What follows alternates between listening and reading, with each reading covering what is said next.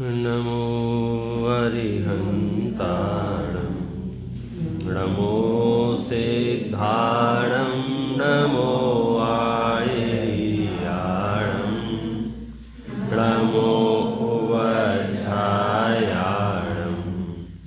नमो लोये सवसाहूणम्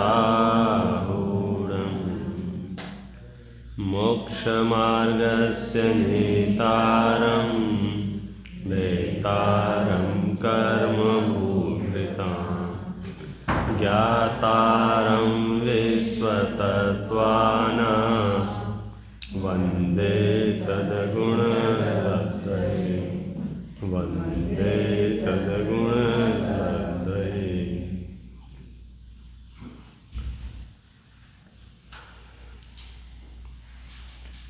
हम और आप सब बहुत भाग्यशाली हैं कि जिन शासन की छत्र छाया हमें प्राप्त हुई है और इस छत्र छाया में यदि हम मोक्ष होने का उपाय कुछ कर सकें तो कर सकें। ये छाया बहुत लंबे समय तक भी रहने वाली है ऐसा नहीं है। छाया तो रहेगी, हम नहीं रहेंगे।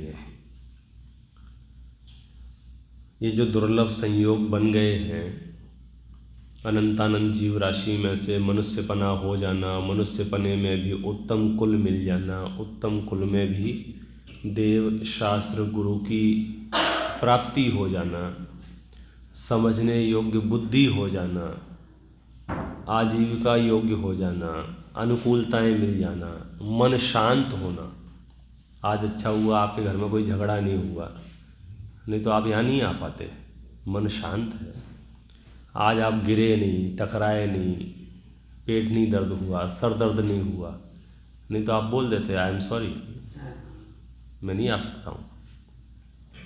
मतलब आप सोचिए, अगर मैं उस नास्ती से चर्चा करूँ तो कितनी तरह की अनुकूलताएं एक साथ मिली, तब जाके ये शास्त्र श्रवण का काल पका है।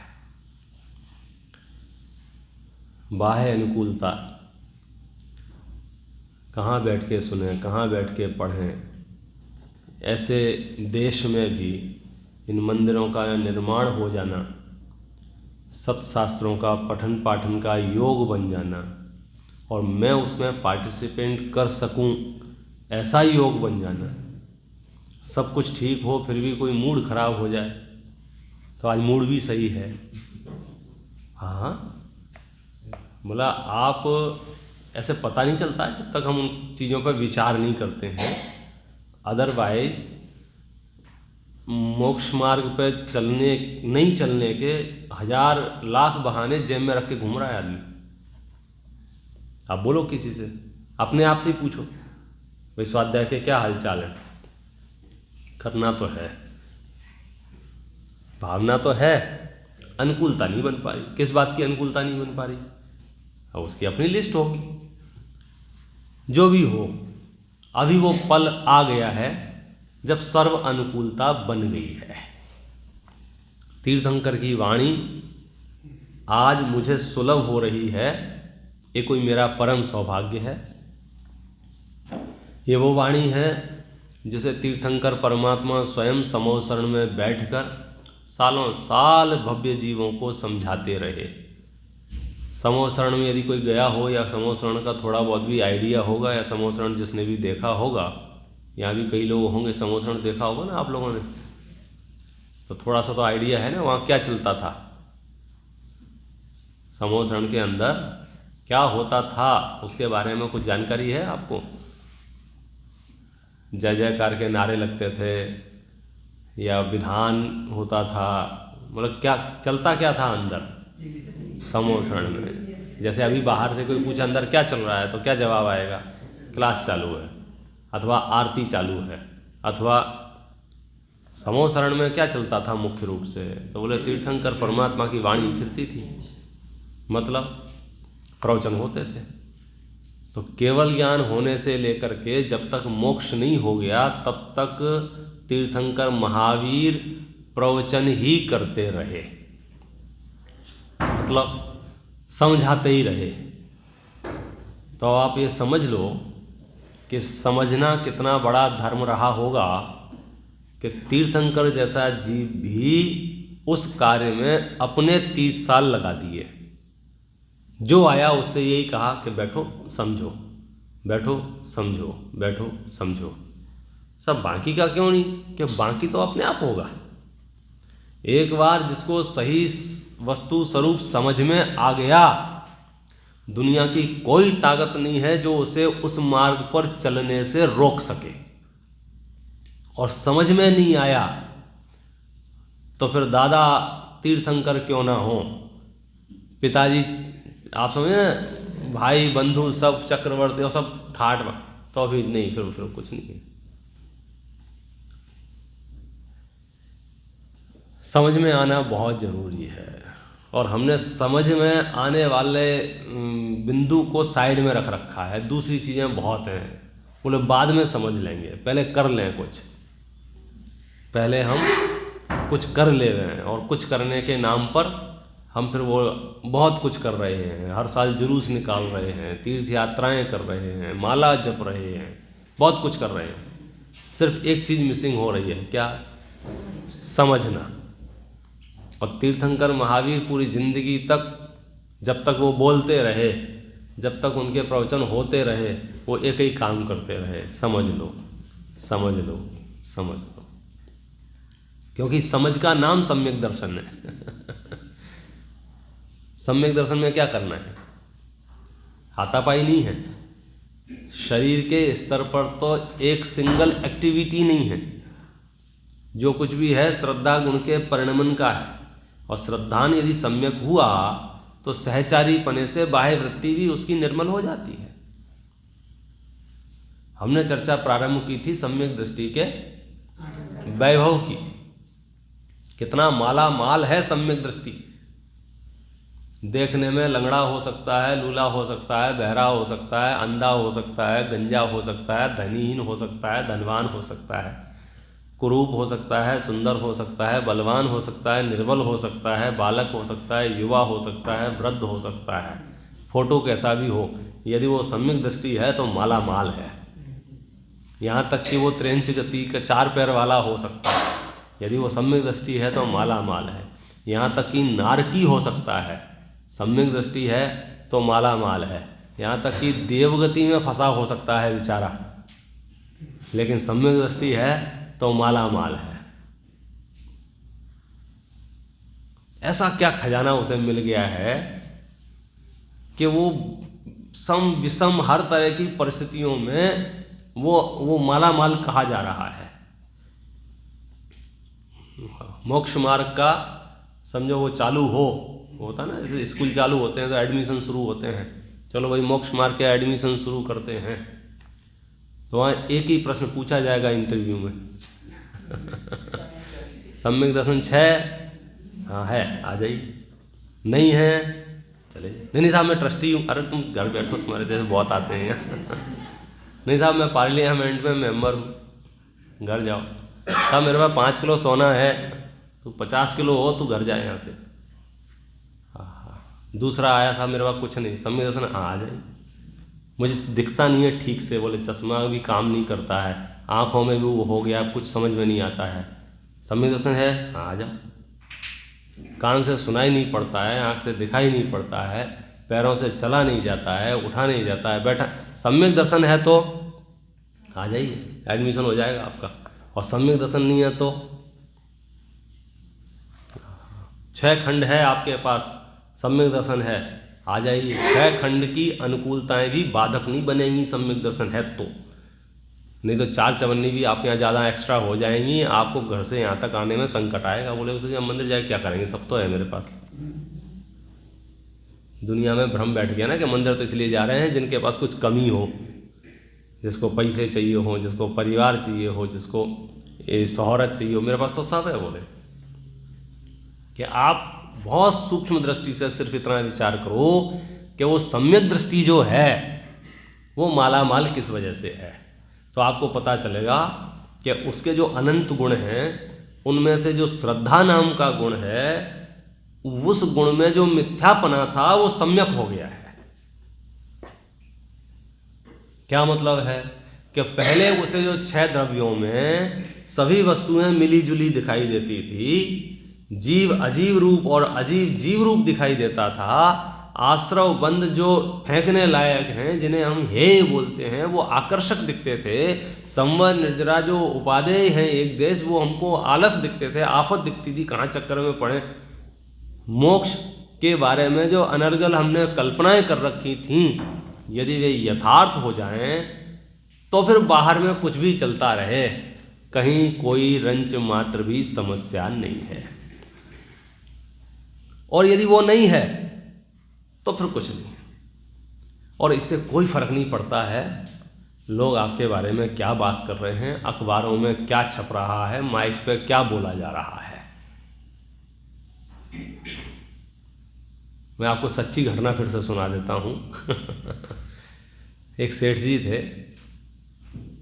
नाम सुना होगा आपने भी, सामायिक करते थे रोज दीपक जला के, जयेश भाई। तो उनके परिवार के सदस्य बहुत हेल्पिंग नेचर के थे, तो उन्होंने उनकी हेल्प की। क्या हेल्प की? कि दिया बुझ नहीं जाए। और अब आगे की कहानी आपको पड़ता है। पंडित जी ने सामायिक करते करते नेत्र खोल के देख के दिया बुझ गया हो, तो मैं उठूं, देखा वो जल रहा है, तो दोबारा बैठ गए। इधर वो आए, देखे अरे यार दिया में तो तेल ख़त्म होने वाला है, और तो सामायिक चालू है इनका, डिस्टर्ब ना हो जाए, और तेल डाल दिया। परिस्थिति आपको पता है। वहीं पर उनका देह परिवर्तन हो गया, शरीर का त्याग हो गया। निस्संदेह अगर वहाँ चर्चाएं हो रही होंगी, शोक सभाएं हो रही होंगी, श्रद्धांजलियां अर्पित हो रही होंगी, तो सब लोग क्या कह रहे होंगे और क्या सुन रहे होंगे, और भावना भा रहे होंगे आधे से ज़्यादा लोग तो, भगवान ऐसी मृत्यु तो सबको मिले। मंदिर जैसी जगह है, भगवान सामने हैं, हाथ ऐसे रखे हुए हैं, और हमने देखे थे उनके तो उंगलियों पे हाथ थे, वो तो नमोकार मंत्र, आप समझे ना।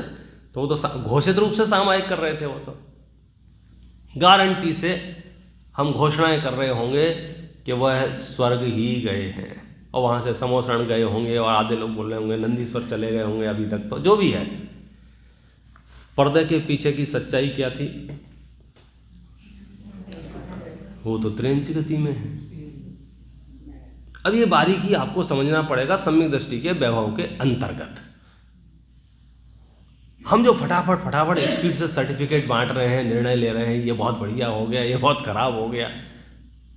अब ये तो बहुत बढ़िया हुआ ना, कौन सा, कि मृत्यु आई तो कहाँ आई, वो तो सब शिखर जी में आई। तो हम क्या कहेंगे, अरे साहब इससे बढ़िया और क्या हो सकता है। शिखर जी में कोई अगर मृत्यु आ रही है, बहुत बढ़िया है। अब आप बताओ बढ़िया और खराब कैसे तय करोगे। दूसरी एक और सच्ची घटना साथ में बता देता हूँ। त्रियंच गति का जीव है, मैं अभी इस टूर पे हर प्रवचन में बता रहा हूँ, और मुझे पता है, ऐसा नहीं है कि भूल जाता हूँ इसलिए बार बार बता देता हूँ, क्योंकि मेरे दिमाग से वो चीज़ें नहीं निकल रही हैं कि हम जो निर्णय ले रहे हैं बहुत थोते हैं, बहुत बकवास भरे हैं, कुछ आइडिया नहीं है दुनिया में, मतलब कर्म प्रकृतियों के माध्यम से और जीव के परिणामों के माध्यम से एक्चुअल में क्या हो रहा है। हम फर्जी सर्टिफिकेट बांटे जा रहे हैं बस। दूसरी घटना ये है कि एक त्रेंच गति का जीव रास्ते से जा रहा है, ऊपर से हाथी का पैर पड़ गया।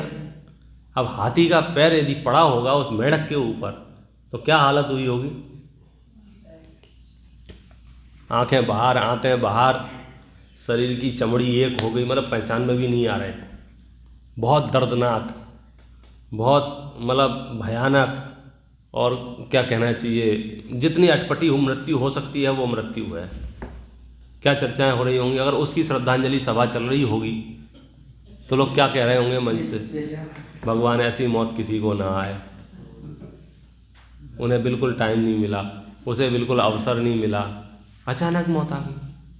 अचानक समझो मैं यहाँ प्रवचन कर रहा हूँ, अभी गाड़ी से निकलूँ और एक आध ट्रक कोई आए 3-4 टुकड़े कर दे रहे, बेचारे पंडित जी पता नहीं कहाँ गए होंगे। आप समझे? तो ये जो आपका कॉन्सेप्ट है ना, घर में मरे कि अस्पताल में मरे, उसे लग रहा है घर में मरे तो सीधे मोक्ष जाएंगे, अस्पताल में से मरे तो तू ये जो बैठा है दिमाग में भूसा भरे, वो निकाल दे। क्यों? क्योंकि जिसको तू बहुत बेकार, खतरनाक, एक्सीडेंट, ट्रेजेडी बोल रहा है, यहाँ हाथी ने पैर रखा है और भला आदि मौसम शरण में जय हो जय हो जय हो भगवान भला हो, मैं तो आपके पास आ गया, यहीं तो आ रहा था बोले में और ये यहाँ भगवान की छाती पर देह त्यागा है, कुएं के अंदर त्रेंच गति के मेढक हुए। तो हम जो आइडिया लगा रहे हैं वो बहुत फर्जी आइडिया है हमारे। इस पूरी पिक्चर में कौन सी बात सामने आ रही है कि जो प्रभव भी तय हो रहा है वो इस भव की परिस्थितियों से नहीं हो रहा है। क्या यूं बैठे बैठे अगर विपिन जी गए हैं तो बहुत बढ़िया है, और 3-4 टुकड़े हो गए तो रेल मर गए, बर्बाद हो गया वो तो। ये जो आपका गणित है ये बहुत स्थूल, थोता, अपनी भड़ास निकालने के लिए और मतलब जैसे तैसे मेंटली सर। जैन दर्शन की सूक्ष्मता समझनी है तो आपको कसम खानी होगी कि हम जल्दबाजी में बाहर की देखा देखी कुछ स्टेटमेंट नहीं दे सकते, क्योंकि हर आचार्य लिख रहे हैं फल तो परिणामों का मिलता है, और तुमने फल गायब कर दिए हैं, परिणाम अलग रख दिए हैं, और फिर बातें कर रहे हो सब क्या कर रहे थे, कैसे कर रहे थे, कुछ कर, फल किसका मिलेगा? अब आप यहाँ अचानक से बेहोश हो जाए और आपको कोई अस्पताल में ठूंस देवे तो आप स्वर्ग जाओगे या नरक जाओगे?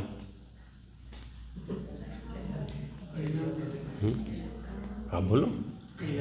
घर के पलंग पे मरोगे तो, और अस्पताल के पलंग पे मरोगे तो, वैसे ये बहुत बारीक गणित है। देखो, राजमार्ग बहुत अच्छी चीज होती है, सबको उसी पे चलना चाहिए, लेकिन जो और दूसरी सच्चाइयाँ हैं कि एकदम ही चक्का जाम लगाया और दूसरे रास्ते से भी कोई पहुंच गया है तो उसने कोई अपराध नहीं कर दिया है। भावना सब यही भावते हैं कि मेरी जो समाधि हो, मेरा जो देह परिवर्तन हो, अच्छे वातावरण में हो। भजन बना लिया है हमने, धर्मात्मा निकट हो, चर्चा धर्म सुनावें, बेसावधान रखें, गाफिल न होने पाऊं। अब बोलो, अब आपको वो अवसर नहीं मिला समझो इस वातावरण का, तो भी सुगति हो सकती है कि नहीं हो सकती है? वो सुगति किसके हाथ में है? सुनाने वाले के हाथ में कि सुनने वाले के हाथ में? और कोई सुनाने वाला नहीं होगा तो हम खुद नहीं गुनगुना सकते क्या? हमको जो आवश्यकता है, बाहर का कुछ होना चाहिए, बाहर का कुछ होना चाहिए, संयोगों की जो कल्पना कर रखी है, संयोगों का जो आग्रह कर रखा है, आचार्य रास्ता बता रहे तुम सिर्फ अपने परिणामों पर ध्यान दो। तो क्रिया कुछ भी करें क्या? कि सुनो, अंदर में यदि भद्रता होगी तो क्रिया कुछ भी तुम कर ही नहीं सकते। ये जो दादागिरी बता रहे हैं ना, बात बात पे धमकी देते हैं, बस परिणाम ठीक रखो फिर कुछ भी करो। तुम परिणाम यदि ठीक रखोगे तो कुछ भी कर ही नहीं सकते। मैं तुमको न्याय देता हूं, प्रशस्त भावों का और अप्रशस्त भावों का, दोनों का सिद्धांत अलग अलग सिस्टम से चलता है। क्या सिस्टम चलता है कि कदाचित क्रिया में प्रशस्तपना हो, परिणामों में अप्रशस्तपना हो सकता है, कदाचित। लेकिन क्रिया में यदि अप्रशस्तपना है तो परिणामों में प्रशस्तपना हो ही नहीं सकता है। तो परिणाम का समन्वय तो हम अभिप्राय से करते हैं। अभिप्राय, क्रिया और परिणाम। परिणाम प्रशस्त है। प्रशस्त परिणाम क्यों है? क्योंकि अभिप्राय सच है, सच्चा है। नहीं, ऐसा नहीं। अभिप्राय से परिणाम नहीं। वो कॉन्सेप्ट अपनी जगह है, लेकिन प्रशस्तता अप्रशस्तता जो है वो तो बहुत स्थूल है। पुण्य पाप रूप परिणाम की बात कर रहे हैं, सीधे सीधी गणित। तो अब जो अंदर मैं आपको और कर देता हूँ इस चीज़ को। मैं सिर्फ ये बताना चाहता हूँ, यदि परिणाम भद्र हैं, परिणाम प्रशस्त हैं, तो क्रिया गारंटी से प्रशस्त ही होगी। लेकिन क्रिया प्रशस्त है तो जरूरी नहीं है परिणाम प्रशस्त हों। क्या मतलब है इसका? नहीं समझ में आया? मेरे अंदर में यदि आपके प्रति रिस्पेक्ट है, आपके प्रति अहोभाव है और आप मेरे घर में पधारे हैं तो मेरे मुंह से बहुत मधुर वाणी निकलेगी। हाँ ये सब पधारी है, बहुत बढ़िया, आनंद आ गया, अरे आप तो आते ही नहीं हो। लेकिन जिसके मुंह से ऐसी वाणी निकल रही है वो सच में ऐसा चाहता है, जरूरी नहीं है।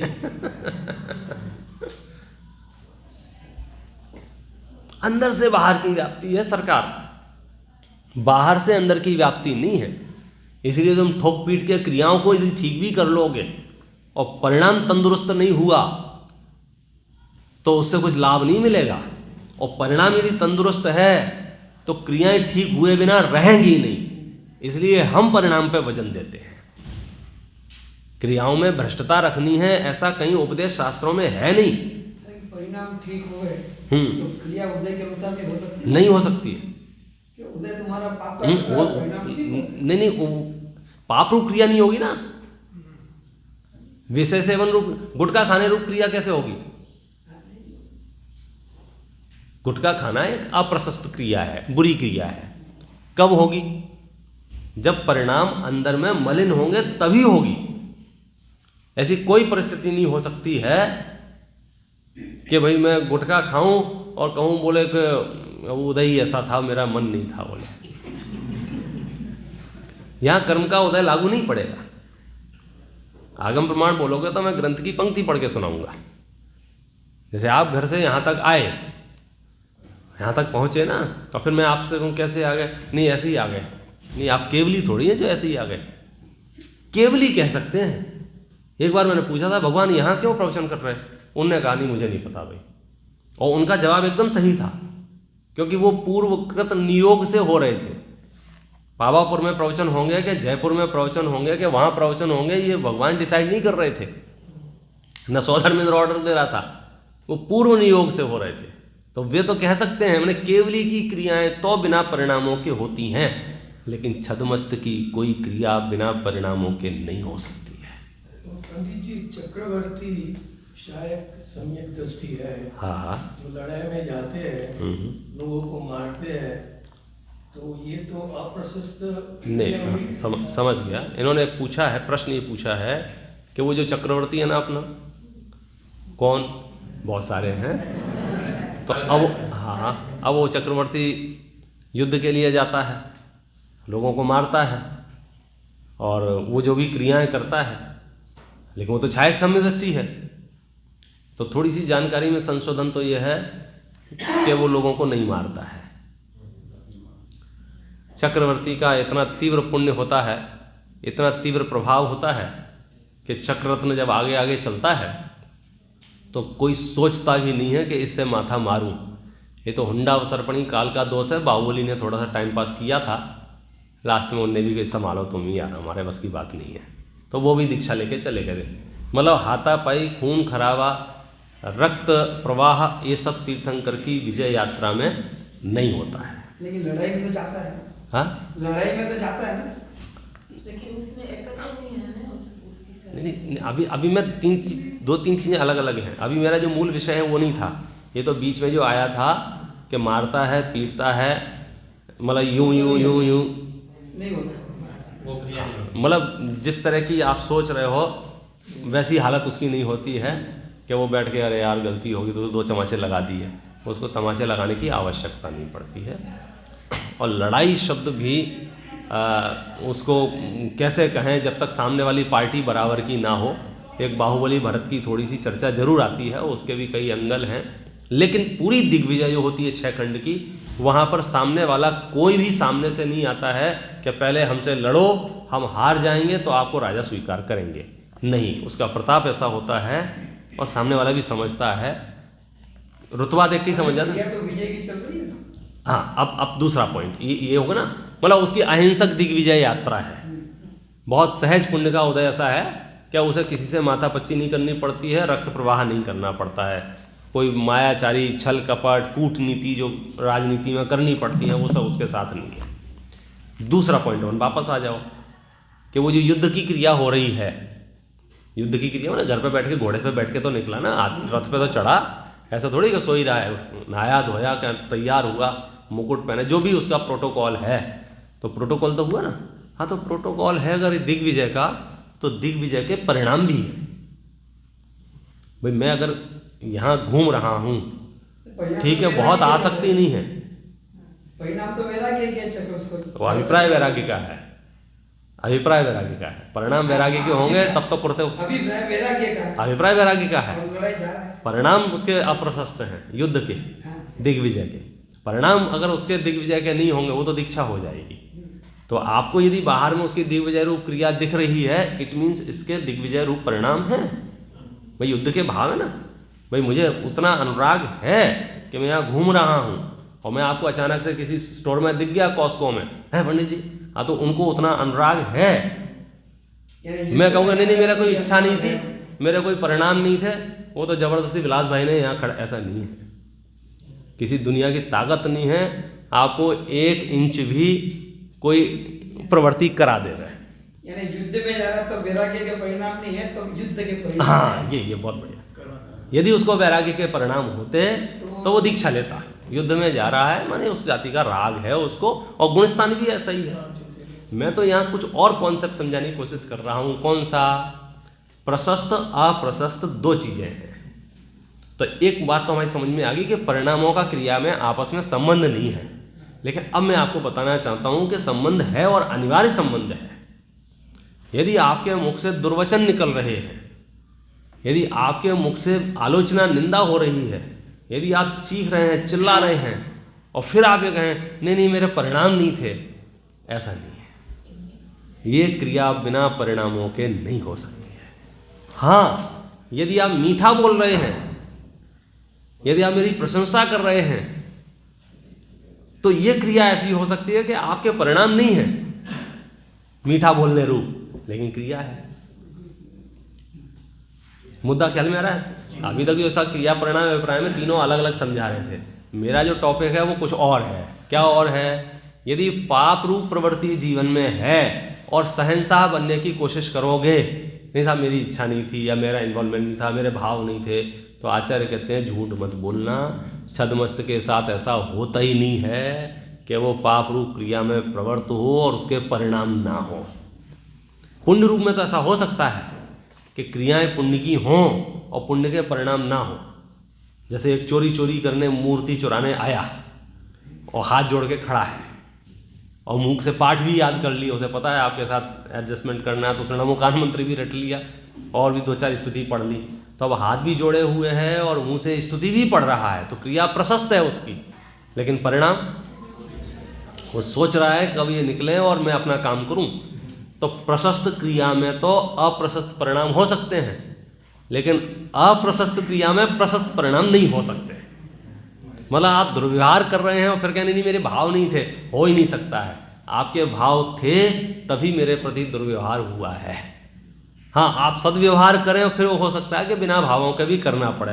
अब क्या करें, अब पोस्ट पे बैठे हुए हैं तो यहाँ तो जो भी आता है उसकी प्रशंसा करना हमारी जिम्मेदारी है। मन में आप उसे माने या ना माने, मतलब पुण्य और पाप, अच्छी और बुरी चीज़ों के साथ बता रहा हूँ। यदि आपने रात्रि भोजन छोड़ रखा है, कदाचित आपके परिणाम बिगड़ सकते हैं कि होता तो खा लेता, मिल जाता, जो भी है, लेकिन आप खा रहे हैं, फिर आप ये नहीं कह सकते नहीं बोले मेरी इच्छा नहीं थी।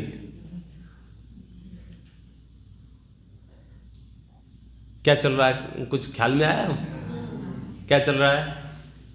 पाप रूप प्रवृत्ति में आप नेतागिरी नहीं बता सकते हैं आचार्यों को, मेरा मन नहीं था, मेरे भाव नहीं थे, वो तो तुम केवली नहीं हो। छद्मस्तों के कोई भी क्रिया बिना परिणामों के नहीं होती है। केवली की क्रियाएं बिना परिणामों के होती हैं, या पुद्गल आदि द्रव्यों की क्रियाएं बिना परिणामों के होती हैं। क्रियावत्ती शक्ति से पुस्तक यहाँ से यहाँ चली जाएगी, लेकिन मैं अगर यहाँ से यहाँ शिफ्ट हुआ हूँ तो अंदर में कुछ ना कुछ परिणाम उत्पन्न हुआ होगा, तब जाके हुआ हूँ। अपरिणामी रहूँगा तो फिर वो अलग ही दशा होगी। लेकिन उसमें भी बारीकी कौन सी? यदि आप दारू पी रहे हैं, शराब पी रहे हैं और आप कहते नहीं मेरे भाव नहीं है, झूठा है ये आदमी। यदि आप रात्रि भोजन कर रहे हैं, मेरे भाव नहीं है, झूठा है। यदि आप क्रोध कर रहे हैं, चीख रहे हैं, चिल्ला रहे हैं, दहाड़ रहे हैं, नहीं मेरा मन अच्छा है, अरे भाई साहब मन अच्छा होता तो फूल झड़ते तुम्हारे मुँह से, तुम्हारा मन खराब हुआ है। हाँ, हो सकता है इंटेंशन अभिप्राय थोड़ा बहुत ठीक हो, लेकिन उसमें भी लिमिट है। इसलिए अप्रशस्त क्रियाओं का बुद्धिपूर्वक आचार्यों ने त्याग कराया है। गुटखा नहीं खाएंगे ये नियम दिलवाया, क्यों? क्योंकि उसके बिना बात बनेगी नहीं।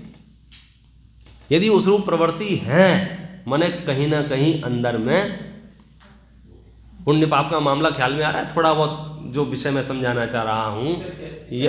हाँ, चतुष्टय हो गया है, गुड पाव गुड रिजल्ट्स, गुड पाव बैड रिजल्ट। नहीं वो अलग विषय है, वो पुण्यान, समझ गया मैं अभी ये आपको ना पुण्यानुबंधी पाप का उदय, पापानुबंधी पुण्य का उदय, परिणाम भी और इसमें भी वही हुआ ना। इसमें सिर्फ आपको वो पॉइंट दे रहा हूँ, यदि जीवन में अप्रशस्त आचरण है, बुरा आचरण है, बुरी क्रियाएं हैं, मन वचन काय की क्रियाएं अच्छी नहीं हैं, तो अपने आप के मूल्यांकन करना, कहीं ना कहीं परिणामों में इतनी कमजोरी है, तब जाके ये बुरा आचरण हुआ है। मतलब ऐसा नहीं हो सकता है कि आचरण बुरा हो जाए, जैसे मैं यहाँ पर मतलब क्रोध रूप वचन कहूँ, दुर्वचन कहूँ सीधे सीधे, और दुर्वचन कहने के बाद कहूँ कि नहीं बोला मेरा भाव नहीं थे, कि नहीं, बिना भावों के दुर्वचन निकल ही नहीं सकते हैं।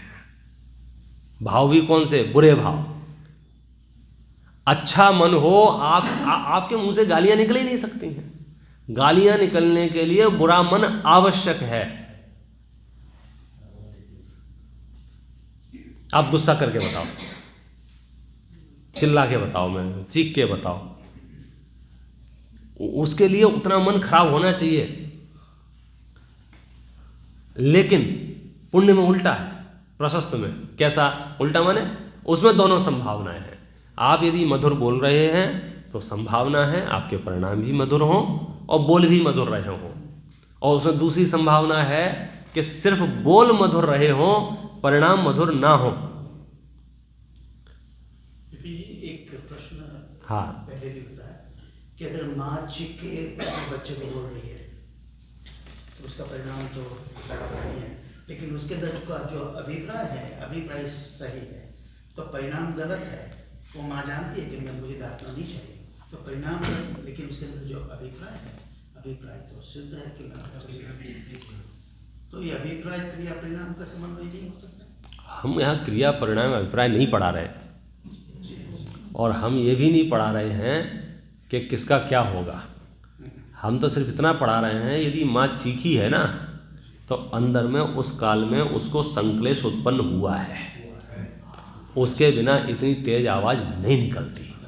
उस टाइम मतलब इस विकृति का पोषण इसलिए मत करो,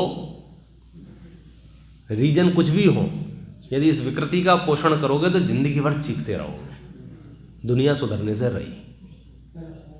उस काल में मतलब उस टाइप का संक्लेश उत्पन्न हुआ है, मतलब परिणाम उतने संक्लेशित हुए हैं, तब जाके वो 2 तमाचे रख दिए।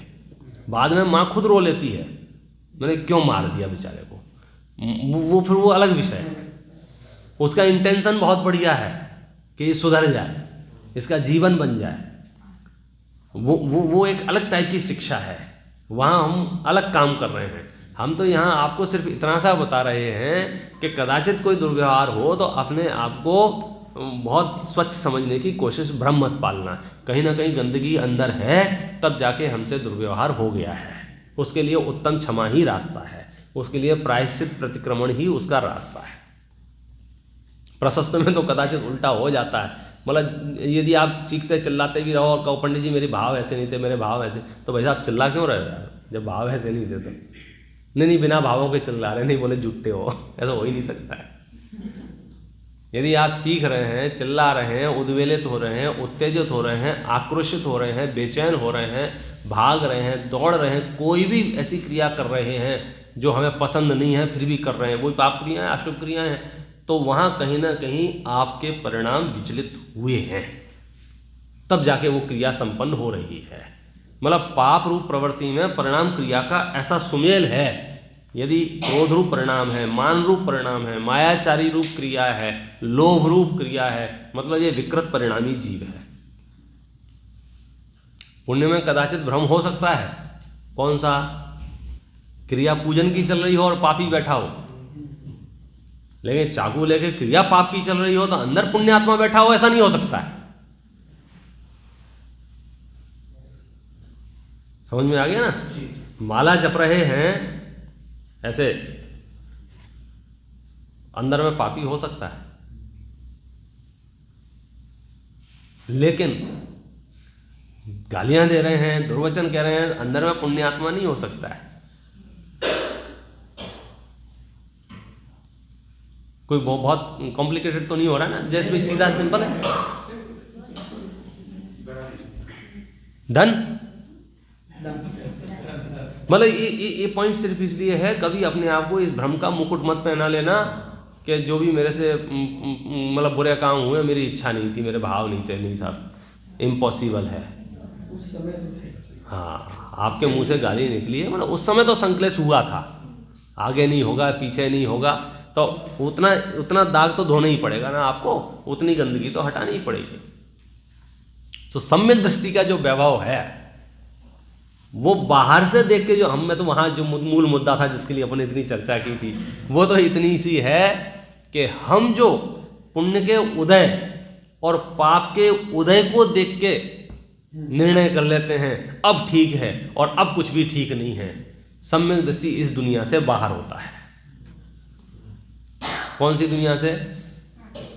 अब ठीक है, सांस सही आ रही है, अभी हवा ठीक लग रही है, टेम्परेचर ज़्यादा नहीं है, कम नहीं है, मतलब ये पुण्य के उदय की अनुकूलता है। तो सम्यक दृष्टि ये नहीं कहता कि सब ठीक है। क्यों? क्योंकि उसे और कुछ चाहिए है, उसे इंद्रिय सुख की अभिलाषा नहीं है, वो आत्मिक अविनाशी सुख की प्राप्ति करना चाहता है। और जब अप्रशस्त है फिर तो बात ही नहीं है, प्रतिकूलता है तो उनको तो कोई भला कह ही नहीं सकता है। हमारे साथ क्या समस्या आ रही है कि हमने बुरे से बुरी परिस्थितियों में से ही कुछ परिस्थितियों को अच्छा घोषित कर दिया है। संसार की 4 गतियां हैं कि हाँ साहब 4 गतियां, चारों संसार में हैं, हाँ साहब चारों संसार में, तो चारों संसार में गतियां हैं तो चारों ही गतियां खराब है ना। तो जैसे ही स्वर्ग का नंबर आता है तो ये लगता नहीं मनुष्य से तो ठीक ही होंगे यार, उनको दांत खाज खुजली नहीं होती है, और उनको जो भी अपने अपने बोले नहीं है भाई साहब, वहाँ हालत खराब है, मरे जा रहे हैं। अब वो बेचैनी आपको नजर नहीं आ रही, वो उतनी सी बात है, दिख नहीं रही है। कल परसों ही मैंने कहा था ना, वो जो जिस लेवल पे वो लाइफ स्टाइल उसकी है, होर्डिंग पर फोटो छप रहे हैं उसके, और गाड़ियाँ बहुत हैं, शोहरत बहुत है, ऑटोग्राफ चल रहे हैं, और बड़े बड़े जो शो होते हैं उनको होस्ट कर रहा है, तो आपको लग नहीं रहा है कितना परेशान है। तो मुझे लगता है देवताओं की भी लगभग ऐसी स्थिति है। उनके फोटो बड़े बढ़िया आते हैं, बड़े बड़े विमान हैं उनके, बटन दबाएं तो फुर्र करके चलते हैं। ऐसा लिखा है जिसकी जितनी आयु होती है ना, उस स्पीड से असंख्यात वर्ष वालों की अगर आयु है तो वो असंख्यात योजन गमन कर सकें, ऐसी उसमें पावरफुल मोटर होती है उसमें विमानों में। बहुत तो हमको जो बाहर का दिख रहा है और अंदर कितनी हालत खराब है मालूम है। कोई व्यक्ति पूरे जीवन भर की यात्रा करने के उपरांत यदि पेड़ बन रहा है, पौधा बन रहा है, एक केंद्रीय अवस्था में आ रहा है, मतलब इसकी मानसिक स्थिति कितनी खराब रही होगी, उसके बिना ये नहीं हो सकता। नहीं समझे? आज आप मुझे देख रहे हैं और 2 साल बाद कहीं मतलब व्यसनों में या दूसरी संगत में पड़ा में अचानक से सब लुट पिट जाए, दरिद्री हो जाए और शराब पीने लग जाए, तो क्या क्या क्या क्या नहीं किया होगा तब जाके यहाँ तक पहुँचाइए। तो वो जो स्पीड से विमान चल रहा था और देवता था और आज यहाँ गार्डन में घूम रहा है, कल वहाँ गार्डन में घूम रहा है और उसके शरीर में से जो है बदबू नहीं आती है और फलाना नहीं होता है, ढिकाना नहीं होता है। लेकिन जैसी उसकी आयु पूरी हुई, तहते चय थावर तन धरे, यों परिवर्तन पूरे करे। मतलब जैसे ही उसने देव पर्याय छोड़ी, यहाँ एक इंद्री में आके जन्म लिया, तो एक इंद्री में आके जन्म लिया माने उसके परिणाम कैसे रहे होंगे। देव गति माने परिणामों की गारंटी वाली गति नहीं है, व्यवस्था की गारंटी वाली गति है। परिणामों में व्यवस्था में बहुत अंतर है। हमने आपको थर्ड एसी में सेकंड एसी के डब्बे में बिठा दिया है, मतलब टेम्परेचर ठीक रहेगा, दिमाग का टेम्परेचर ठीक रहेगा ये जरूरी नहीं है। उतनी ठंडक में भी किसी का दिमाग गर्म हो सकता है कि नहीं हो सकता है, होता रहता है। आप कभी जाके आनंद लो, उसमें टैप रिकॉर्ड चलते रहते हैं। किसी ने सरकार पलटनी है, किसी ने देश बदलना है, मतलब कुछ ना कुछ चालू है, सबके दिमाग गर्म है। कोई शांति से ठंडे दिमाग वाला आपको बहुत एक आध दो की मिले तो मिले।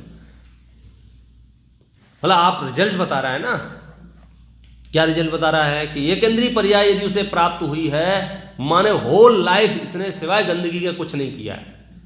मानसिक रूप से वो ईर्ष्याग्रस्त रहा होगा, उसने संक्लेश परिणाम किए होंगे, उसने जो भी किया होगा, तब तो उसको एक इंद्रिय अवस्था का बंद होगा। आप यदि स्वर्ग में जाएंगे तो अचानक थोड़ी पहुंच जाएंगे स्वर्ग में, बटन दबाया पहुंच गए। जीवन भर उस तरह की भद्रता रही है ना, उस मतलब प्रशस्त परिणाम रहे हैं। देव पूजा, गुरु उपासना, स्वाध्याय, संयम, तप, दान रहा है, तो आपको परिस्थितियां बेटर मिल गई। वर्तमान जीवन में भी जो अनुकूलताएं प्रतिकूलताओं का मापदंड है वो क्या है?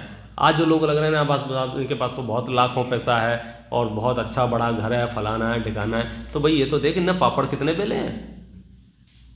अब उसको पापड़ बेलते हुए कोई नहीं दिख रहा है, सबको ये लग रहा है तो ये तो बहुत ठाठ में। इनकी पूरी फाइल खोल के देखो, कभी खाना नहीं खाया, कभी पानी नहीं पिया, कभी गालियाँ खाई, लोगों से झगड़े किए, अपने लोगों से बिगाड़ा बनाया, वो सारी इनकी डायरी में, मतलब कितने संक्लेशों से गुजरे हैं, तब जाके वो व्यवस्था है ना। तो जो रिजल्ट हम देख रहे हैं उसकी हिस्ट्री देखोगे तो आपको आइडिया लग जाएगा। मैं बात कर रहा हूँ सम्यक दृष्टि के वैभव की, कि उसको इस बात से कोई फर्क नहीं पड़ रहा है बाहर में बैंक बैलेंस में कितना है, लोग उसको कितना भाव दे रहे हैं, अखबारों में उसके कितने फोटो छप रहे हैं, कोई उसे पूछ रहा है, कोई उसे नहीं पूछ रहा है, शरीर के रोम रोम में से गंदगी टपक रही है, तो भी उसका मोक्ष मार्ग बाधित नहीं होता है। हमें तो अचानक से कुछ हो जाए ना, फोड़ा फुंसी कुछ निकल आए, तो अब क्या होगा, अब क्या होगा, अब क्या, आग लग जाए अचानक से और चेहरा पूरा जल जाए, तो आधे लोग इतने कमज़ोर होंगे कि घर से बाहर निकलना बंद कर देंगे। अब मैं अच्छा नहीं दिखता है ऐसा महसूस करेंगे अंदर से, मतलब ऐसा लगेगा ना अब ऐसी शक्ल कैसे दिखाएं लोगों को, क्योंकि हम तो उसको बहुत डेंटिंग पेंटिंग करके दिखा रहे थे, अब वो जल गया। नहीं मतलब इतने कमज़ोर हैं क्योंकि शरीर को ही आत्मा मान लिया है ना, तो शरीर की विकृति में अपनी विकृति मान रहे हैं। अब शरीर ठीक नहीं लग रहा है तो उसे लग रहा है मैं ठीक नहीं लग रहा। और सम्यक दृष्टि का वैभव मालूम है, 700 वर्ष तक शरीर में कोढ़ है और वो एंजॉय कर रहे हैं, वो सामायिक के मजे ले रहे हैं, वो प्रतिक्रमण का आनंद ले रहे हैं, वो स्वाध्याय का आनंद ले रहे हैं, वो मुनिचर्या का आनंद ले रहे हैं, 28 मूल गुण पाल रहे हैं वो, क्योंकि उसके बिना ऐसे थोड़ी मार्ग प्रशस्त होगा। कौन? ऐसा नहीं जिसने कुछ देखा नहीं हो, बेचारा कोई गरीब होगा, आप समझे, कोई फटे कुर्ते में घूम रहा होगा बेचारा गरीब, ऐसा नहीं है। ये आज का फटा कुर्ता मत देखो, इनकी फाइल खोल के देखो, 6 खंड का अधिपति है वो व्यक्ति, इतनी सुंदर, इतने सुंदर कि स्वर्गों तक वो हवा फैल गई। चर्चाएं होती थी मीटिंगों में कि धरती पर कोई ऐसा प्राणी है जो बेहद सुंदर है, तो 2 सनकी देवता थे जो उठ के चले आए मीटिंग बीच में से, बोले मैं देख के आऊँ एक बार। तो जैसे ही नीचे आए देखा तो सनत कुमार चक्रवर्ती व्यायामशाला में व्यायाम कर रहे थे, देखते रह गए वो 2 देव। गजब हो गया, इतना सुंदर रूप तो हमने कभी देखा नहीं, सोचा नहीं। संत कुमार चक्रवर्ती ने दूर से देख लिया, अरे अरे इधर आओ क्या चाहिए। उन्हें लगा सिक्योरिटी हमारी इतनी टाइट है, ये कहाँ से आ गए। वो तो देवता थे, ऊपर से टपक के आए थे। बता दिया उन्होंने, साहब ऐसे ऐसी बात है, हमने ऊपर चर्चा चल रही थी, हमारा मन हुआ कि देख के आए। क्या जवाब आया, अब तुम आए हो तो 2-2.5 घंटे और रुक जाओ ना अभी तो मैंने कंघी नहीं की है, बाल नहीं बनाए हैं, नहाया धोया नहीं हूँ, ऐसे ही अब आए। उनने भी सोचा अपन ने वहाँ कौन सी उनकी दुकान जा रही है कि नाश्ता करना है, सब खाली पी लिए देवता, ठीक है बोले 2 घंटे और। 2 घंटे बाद राज दरबार में हाजिर हुए।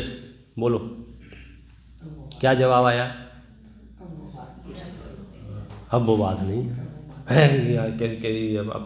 क्या हो गया। बोले राजन, हमारे नेत्र ये बता रहे हैं कि आपके शरीर में कोढ़ के परमाणुओं ने प्रवेश ले लिया है। अब वो सौंदर्यता नहीं दिख रही है जो 2 घंटे पहले हमें दिख रही थी। वैराग्य हो जाता है, दीक्षा ले लेते हैं और वो रोग बढ़ते बढ़ते आ जाता है सामने। हमें कोई भयानक से भयानक रोग आएगा, कितने दिन के लिए आएगा जरा बताओ। भयानक से भयानक, ज़्यादा भयानक होगा तब तो ज़्यादा टाइम लगेगा नहीं उसमें, लेकिन ज़्यादा से ज़्यादा दिन के लिए आया तो कितने दिन के लिए आएगा।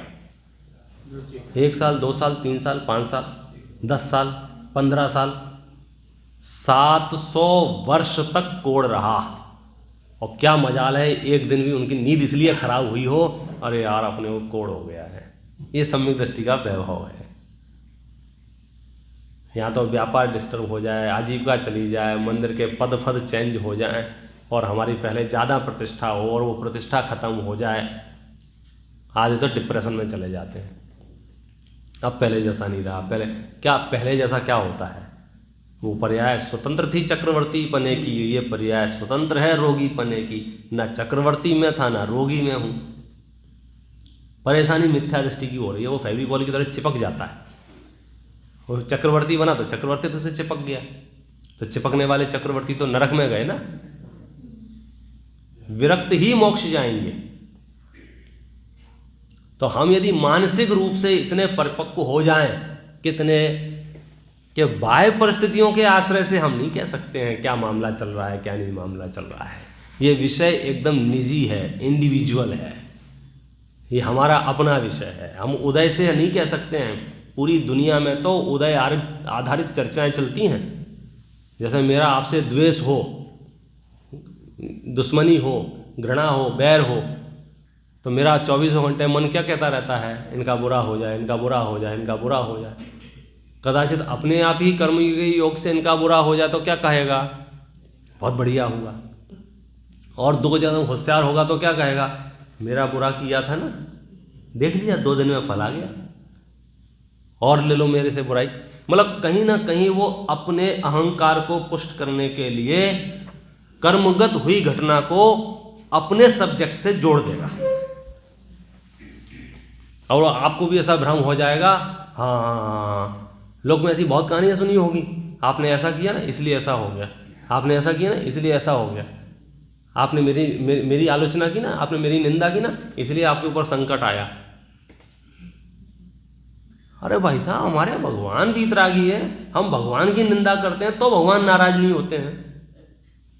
हमारे गुरु ऐसे हैं, आप समझे, ये मार्ग इतना विशिष्ट है कि वर्तमान में जो भी परिस्थितियां बन रही हैं वो सारी की सारी परिस्थिति पूर्वकृत कर्म के उदय से है।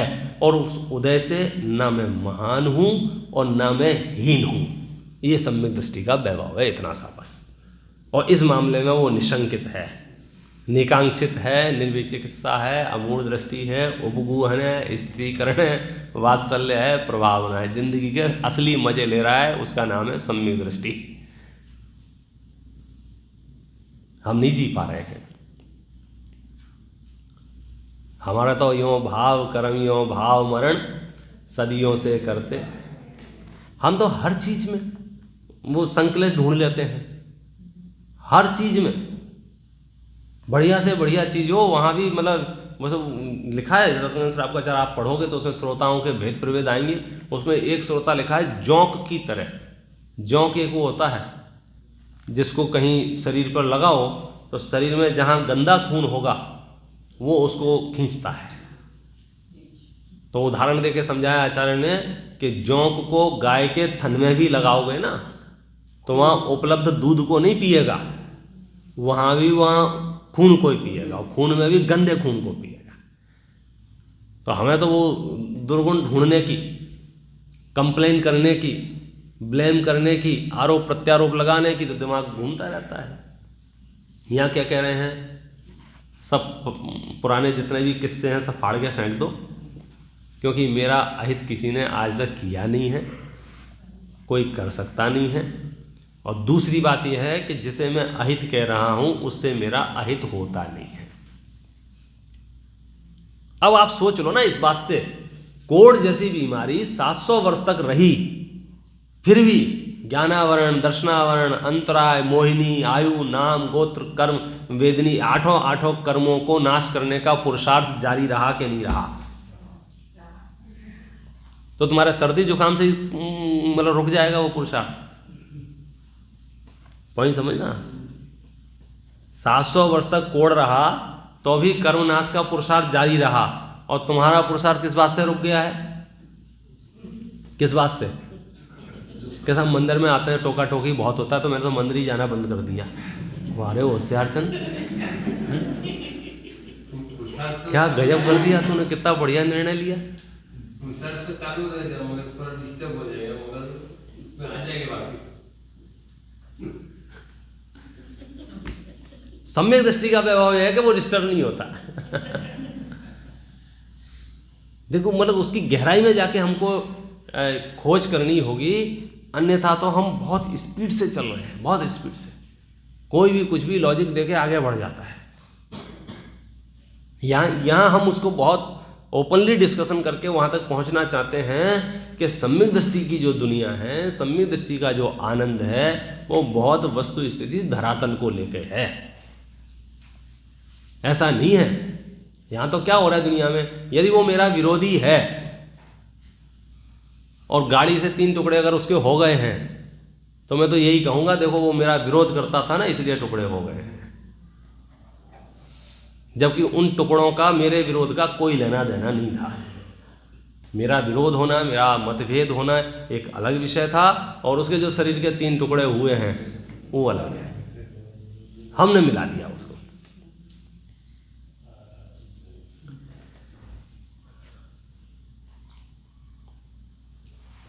सम्यक दृष्टि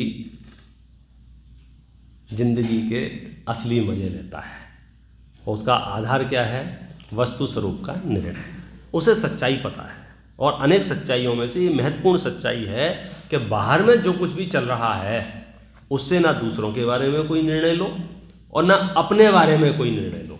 बाहर माने शरीर में भी जो कुछ चल रहा है वो भी बाहर ही है। आज स्वस्थ है, भाग रहे हैं, दौड़ रहे हैं, काम कर रहे हैं, कल ऐसी भी परिस्थिति बन सकती है, ना उठते बने ना बैठते बने, मतलब करवट लेने के लिए भी किसी को बोलना पड़ेगा, भाई साहब करवट ले लो। अपने बहुत अच्छे विद्वान थे धवल जी, नाम सुना है? धवल जी, जयेश भाई, छिंदवाड़ा के रहने वाले थे। मतलब उनका समझो अंतिम अवसर होगा, उसके 4-5 दिन पहले ही उनसे मुलाकात हुई, और वो परिस्थिति ऐसी थी कि कमर से नीचे का पूरा भाग पैरालाइज हो गया था, मतलब वहाँ उनका कोई कंट्रोल नहीं था। तो जितनी देर भी 1 आध घंटे बैठे हो तो उसमें उनको बार बार कभी वो लेटे लेटे थक जाए तो बोले बिठा दो, तो उनको बिठाना पड़े, और बैठे बैठे थक जाए तो उनको लेटाना पड़े। मतलब खुद होके ना वो बैठ सकते थे ना वो लेट सकते थे, और जब पैर वैर सब मतलब 2-5 मिनट लग जाएं आपको बिठाने में लेटाने में ठीक से। शरीर की स्थिति इतनी दयनीय है, और श्रुत अभ्यास इतना गहरा है, और जब हम उनसे प्रश्न पूछते हैं, एक तो यही मैंने कहा कि आपको क्या लग रहा है, कितने दिन और रहोगे इस शरीर में? सीधा सीधा सवाल पूछा उनसे कि आप कितने दिन रहोगे? तो उनका तो क्या बोले, अभी वही लाखों वर्षों तक जीऊँ या मृत्यु आज ही आ जाए वाली टोन में। देखो ये तो पर मतलब खचित है, वो तो पर आएगा। तो बोले दर्द होता है? बोले बहुत होता है। दर्द होता है? बोले बहुत होता है। मस्कुलर पेन रहता था उनको, बहुत होता है। तो मैं दर्द में फिर क्या करते हो आप जब दर्द होता है तो? बोले करने वाला ही तो धर्म नहीं है अपना, जानने वाला है।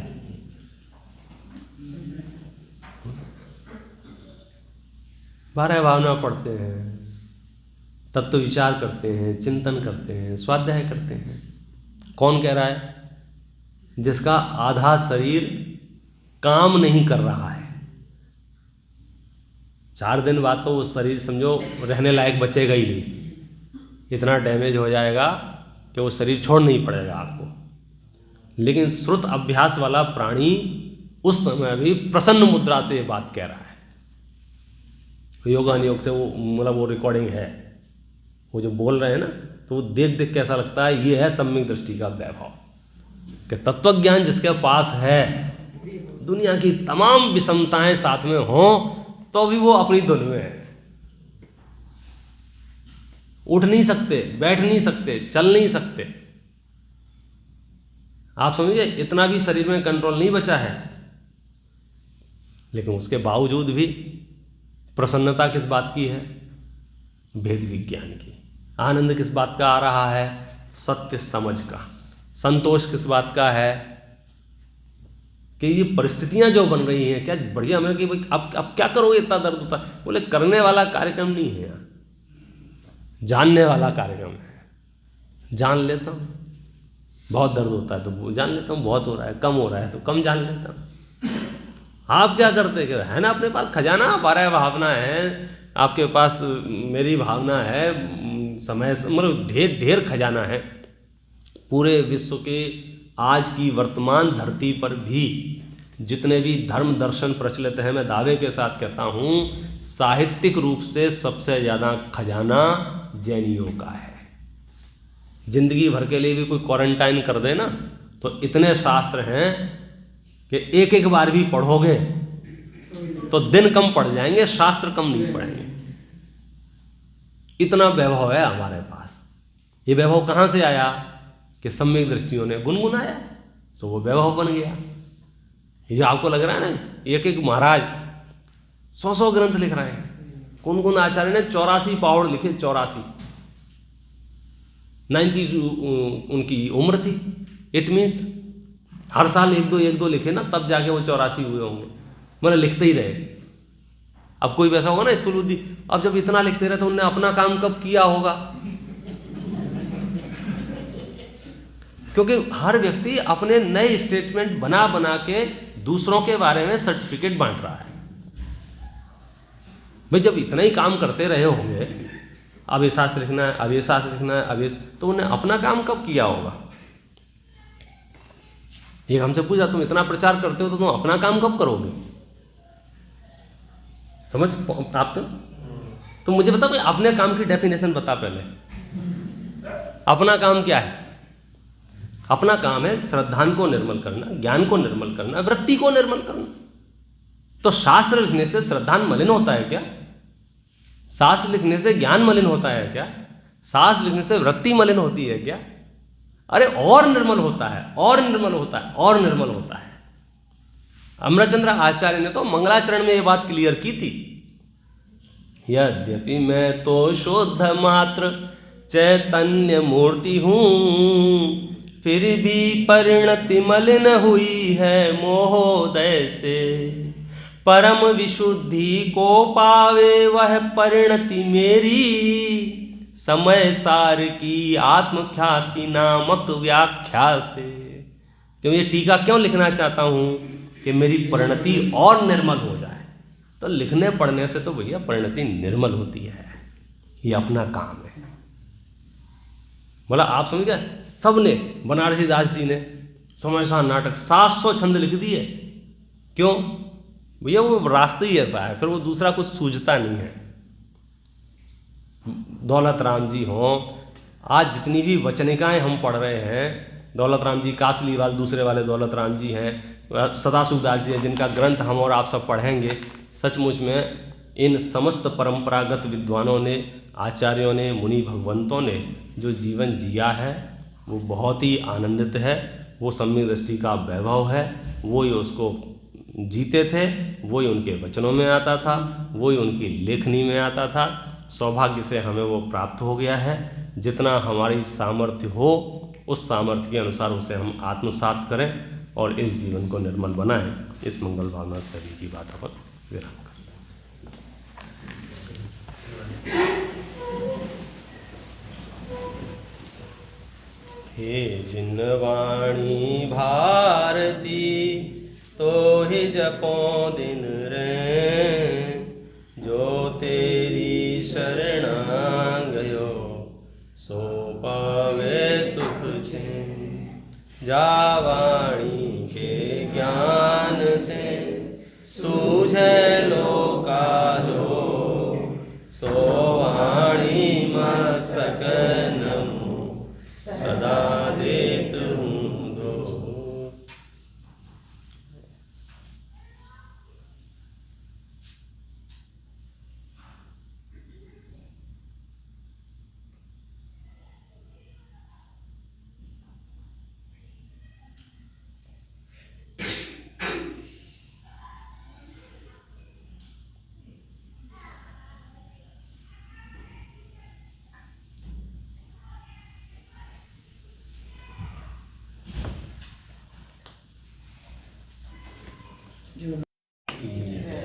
कल शाम को वापस 8 बजे यही उपाश्रय में प्रवचन होगा।